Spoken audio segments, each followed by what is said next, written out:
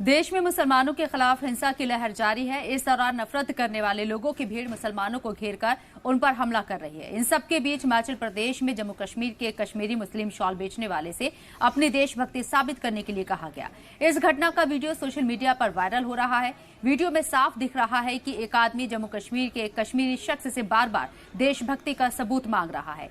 जवाब में शख्स कहता है कि वो और भी ज्यादा देशभक्त है और भारत उसके दिल में बसता है। बात यहीं खत्म नहीं होती। जब वो आदमी कहता है कश्मीरी आतंकवादी होते हैं तो वो शख्स बड़े सब्र से जवाब देता है कि वो इंसानियत में विश्वास करता है। वो कहता है अगर आप कश्मीर को समझना चाहते हैं तो कभी कश्मीर आइए और खुद सच्चाई देखिए। वहीं इसको देखने के बाद लोगों में गुस्सा है। सोशल मीडिया यूजर्स ने अपना गुस्सा जाहिर करते हुए कहा कि रोजी रोटी कमाने की कोशिश करने वाले एक आम कश्मीरी शख्स भी खुद को सुरक्षित महसूस नहीं करता। इससे ज्यादा चिंता की बात और क्या हो सकती है। पुलिस को आरोपियों के खिलाफ सख्त कार्रवाई करनी चाहिए।